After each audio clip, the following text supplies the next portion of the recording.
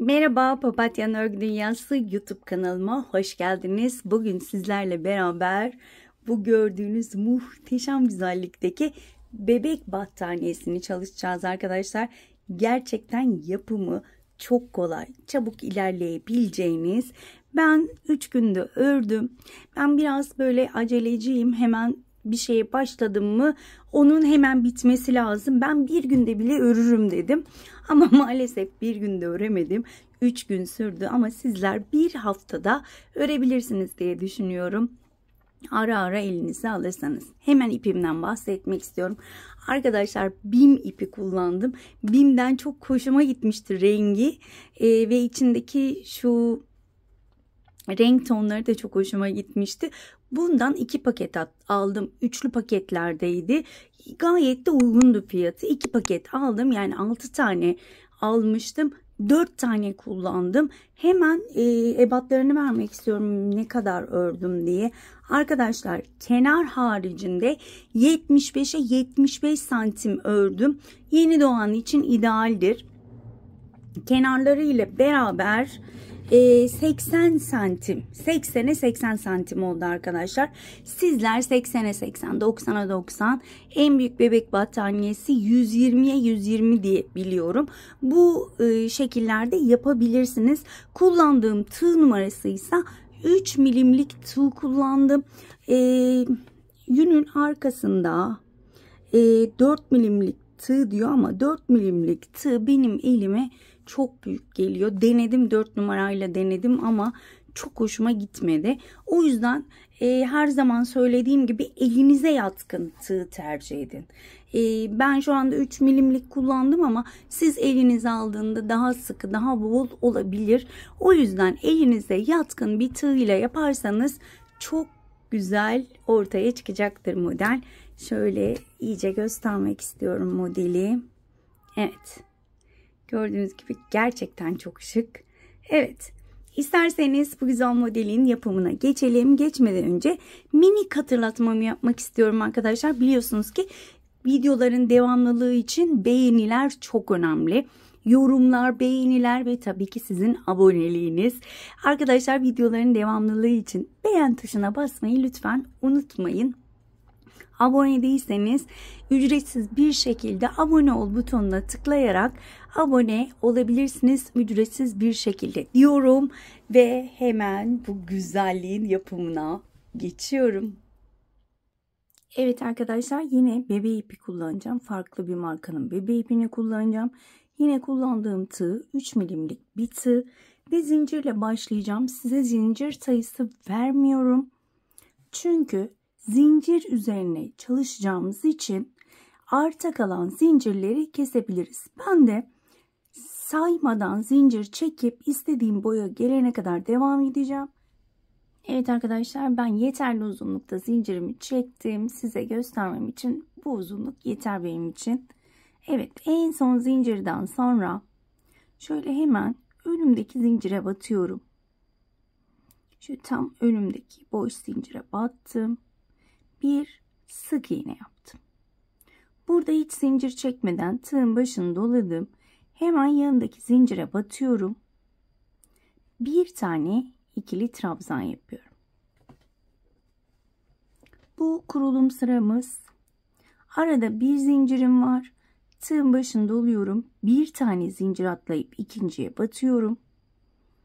Ve yan yana 4 tane ikili trabzan yapıyorum. 2 oldu. 3 ve 4. Bir zincir çekiyorum.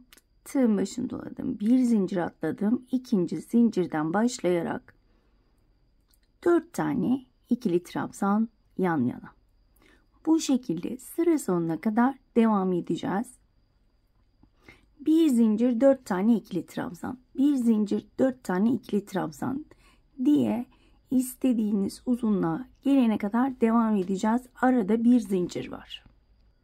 Evet arkadaşlar ben yeterli uzunluğa gelene kadar ördüm. Göstermem için bu kadar yeterli. Son sıraya geldik. Artık bu sırayı bitireceğiz. Yine burada bir zincir çekiyorum. birinci değil, ikinci zincire batıp başını dolamadan battım ve sık iğne yaptım. Bakın, sık iğne ile bitirdim. Başlangıçta bir sık iğne, bir tane ikili trabzan devam ettik. Sonda sadece sık iğne ile bitirdim. Şimdi burada bir zincir çektim, modelimi çevirdim. 2 zincirimi üçlüyorum. Tığın başını doladım. Hemen önümdeki boşluğa batıp bir tane ikili trabzan yapıyorum. Şimdi burada 1, 2, 3, 4. trabzanın beline doluyorum. Sık iğne yapıyorum. Bakın bu şekilde. Burada 3 zincirim var. 1, 2, 3. Tığın başını doladım ve buradaki bir zincirlik bölüme ikili trabzan yapıyorum. 3 tane. 2 ve 3. Bu şekilde olacak. Şimdi hemen şuraya geliyorum. 1, 2, 3, 4. trabzanın beline doladım. Sık iğne yaptım. 1, 2, 3 zincir çektim ve arkasındaki boşluğa, tek zincirlik boşluğa 3 tane ikili trabzan. 2 ve 3. Hep aynı şekilde ilerleyeceğim. 4. trabzanın beline doluyorum. Sık iğne yapıyorum. 3 zincir çekiyorum. Arkasındaki boşluğa 3 tane, şöyle göstermek istiyorum. Arkasındaki boşluğa 3 tane ikili trabzan. 2 ve 3. O kadar kolay bir model ki eminim sizler de çok seveceksiniz. Zaten gördüğünüz gibi model çıkmaya başladı. Bakın 4. trabzanın beline doladım. Sık iğne ile sabitledim. Arada zincirim yok. 1, 2, 3 zincir çektim. Arkadaki boşluğa 1, 2, 3 tane ikili trabzan. Son olarak 4. trabzanın beline doladım. Ve 3 zincirimi unutmuyorum. Arkadaki boşluğa 3 tane ikili trabzan. Evet. Her zaman başlangıçta 3 tane zincirle başlıyoruz. Araya ikili trabzan yapıp devam ediyoruz. Sondaysa bakın hemen şuradaki sık iğneye battım. Ve yine sık iğne ile bitirdim. 3 zincirle başlıyorum. Ve sık iğne ile bitiriyorum. 1, 2, 3. Şimdi bu sırada tüm sıraları aynı şekilde öreceğiz. Bu sıramızda bakın arada şöyle bir boşluk olacak. Hemen o boşluğa batırıp ikili trabzan. Hep başlangıcımız bu şekilde. Şimdi burada önümdeki trabzanın üçüncüsünün beline doladım. Sık iğne yaptım. 1, 2, 3 zincir. Tığın başını doladım. Bakın burada çektiğimiz 3 zincirlik bölüm var. Hemen oraya 3 tane ikili trabzan. 2, 3. Yine önümde 3 tane trabzanın bakın 1, 2, üçüncüsünün beline doladım. Sık iğne. Burada 3 zincirim var. 1, 2, 3. Tığın başını doladım. Buradaki 3 zincirlik boşluğa 3 tane ikili trabzan. 2 ve 3. Ve bu şekilde devam ediyoruz. Başka hiçbir şey yok arkadaşlar. 3 zincirimi burada unutmuyorum. Ve 3 tane trabzanımı da şu 3 zincirlik bölüme yapıyorum. 1, 2 ve 3. Şöyle başlangıç ve sonu kafanızı karıştırmaması için şöyle burayı kesmek istemiyorum. Şöyle hızlı hızlı devam ediyorum. Çünkü aynı şekilde devam ediyoruz. Başka bir işlem yapmadığım için elimi biraz hızlandırdım. Evet. Şöyle sonu özellikle göstermek istiyorum. 1 2 ve 3. Şimdi bakın buraya geldim. Burada modelim yok. O yüzden burada hemen buradaki zincirin tepesine batıyorum. Ve yine sık iğne ile bitiriyorum. Bakın modelim zaten ortaya çıktı gördüğünüz gibi. Arkası da önü de aynı olan bir model. Hemen şu zinciri de göstermek istiyorum.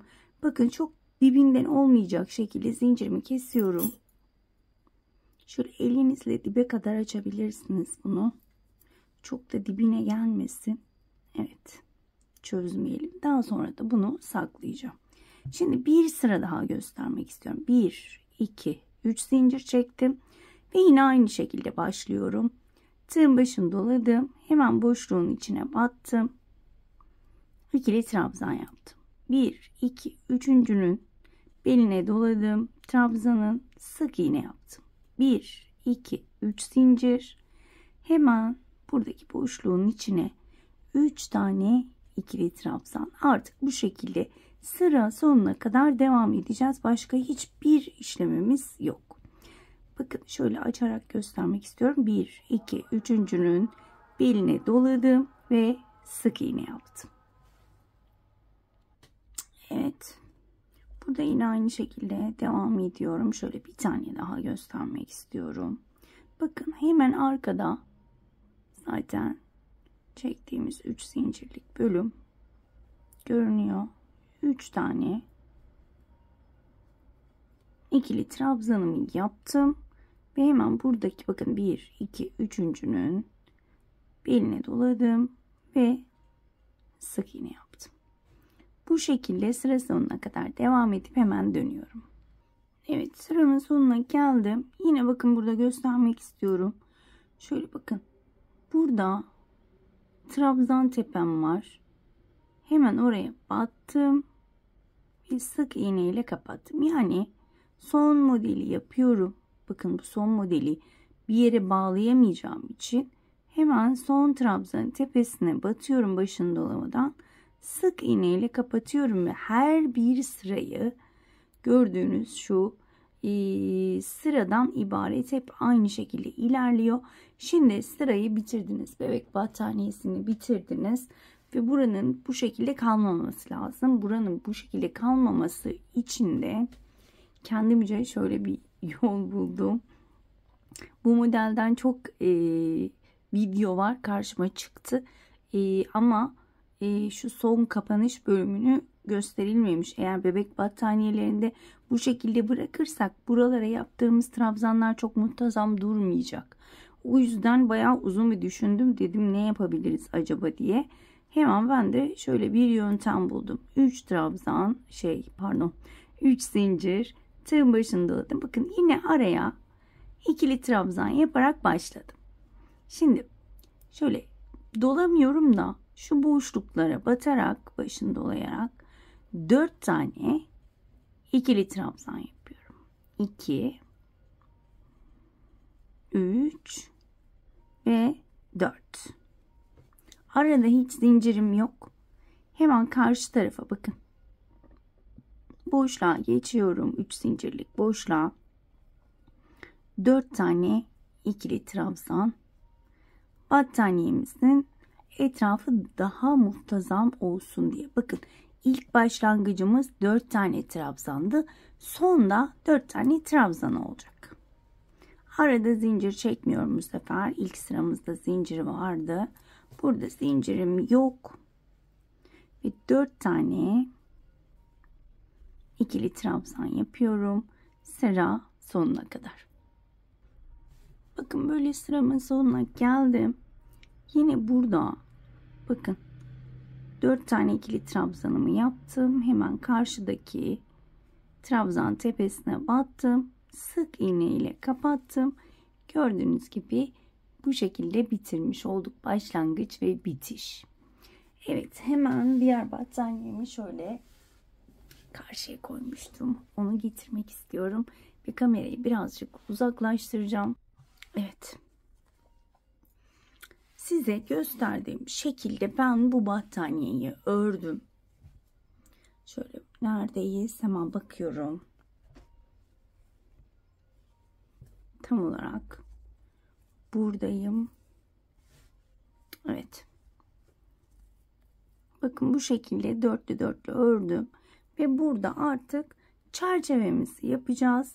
Çerçeve normal tekli trabzanlarla yapmak istiyorum. İkili trabzanla çok şey olacak, yumuşak olacak ve çok hoş görünmeyecek. O yüzden ne çok sert ne de çok böyle salaş dursun istiyorum. 2 zincir çektim. Bakın buraya kadar ördüm. Geriye dönüyorum ve hemen şöyle dibine bir tekli trabzanla başlıyorum. Yakınlaştıralım biraz. Evet. Her bir trabzan tepesine birer tane tekli trabzan yaparak tüm çerçeve halinde öreceğim arkadaşlar. Kaç sıra öreceğimi gerçekten hiç bilmiyorum. Ördükçe beni takip eden arkadaşlar bilirler. Genelde hep doğaçlama yaptığım için hani ördükçe nerede daha güzel duruyorsa kaçıncı sırada o sırada bırakıyorum.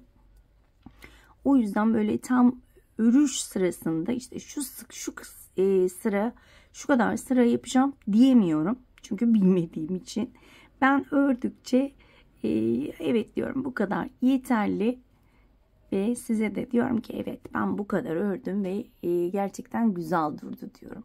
Evet, ben bu şekilde etrafını çerçeveleyeceğim. Şu yanları da göstermek istiyorum aslında.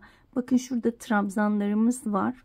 Hemen şöyle şu köşeye gelene kadar öreyim, hemen dönüyorum. Evet arkadaşlar, şöyle sıramın sonuna geldim. Bakın tam köşedeyim.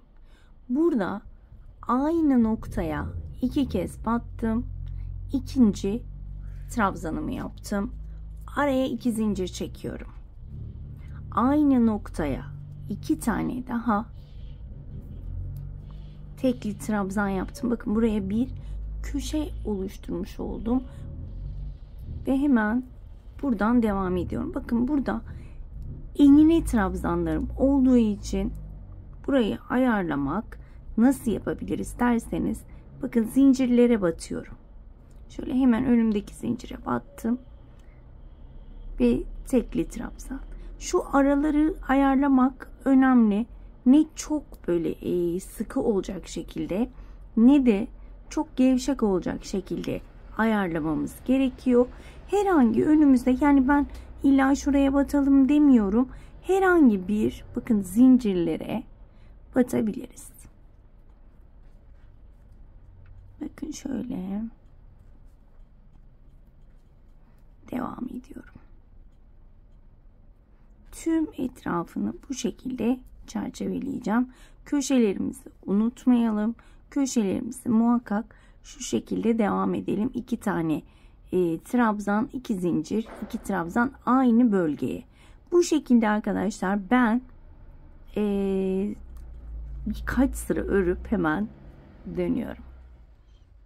Evet arkadaşlar, ben sıramın sonuna geldim. Toplamda 4 sıra ördüm. Sizler istediğiniz sırada yapabilirsiniz. Benim için 4 sıra yeterli. Evet. Şimdi burada hemen modelimi yapmaya başlıyorum. Bakın. Burada hemen bir zincir çektim. Şöyle sıkıladım.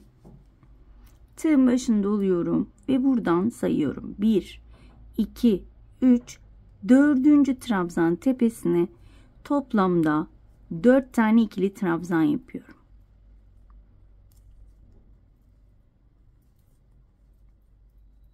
3 ve 4. Bakın geride 3 tane trabzanım kaldı. Tığın başını doladım. Bakın tam ortadaki birinci değil ikinci trabzana şu şekilde batıyorum. Öne ilmek uzatarak ikili trabzan yapıyorum. Tığın başını doladım. Yine aynı noktaya batıyorum. ikinci trabzanı yapıyorum. Aynı noktaya battım. Üçüncü trabzan. Aynı noktaya battım. Dördüncü trabzan. Şu şekilde modelimi çıkarmış oluyorum. Şimdi burada hiç zincirim yok. Hemen sayıyorum. 1, 2, 3, dördüncü trabzan tepesine batıp sık iğne yapıyorum. Tığın başını doladım. 1, 2, 3, dördüncü trabzan tepesine 1, 2, 3, 4 tane ikili trabzan yaptım. Şimdi fark ediyorum. 2.50 milimlik tığ ile yapıyorum. Bu kasılma. O yüzden yanlış tığ almışım ama hiç bozuntuya vermedim. Sizler ördüğünüz tığ ile devam edin lütfen. Evet. Bakın 4 tane ikili trabzanımı yaptım. Şöyle 3 tane trabzan tepem var. Birinci değil, ikinci trabzan tepesine batıyorum. İlmeği uzattım. İkili trabzan yaptım. Bunu 4 kez yapıyorum arkadaşlar. Batıyorum, ilmeği uzattım. İkinci,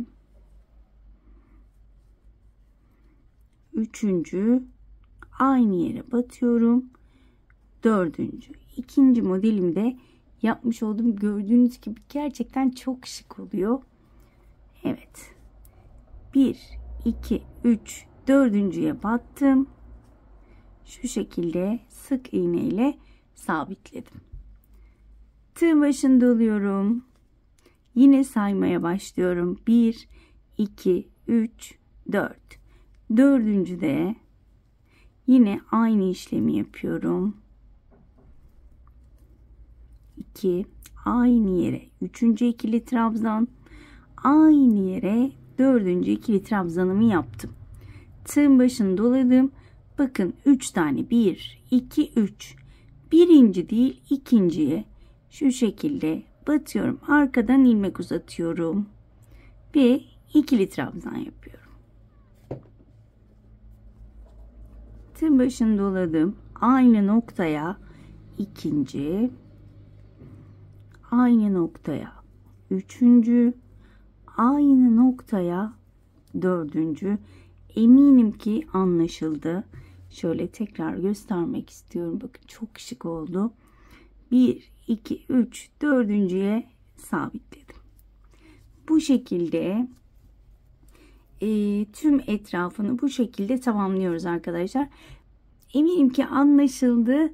Evet arkadaşlar, ben tüm çevresini battaniyemin tamamlayacağım.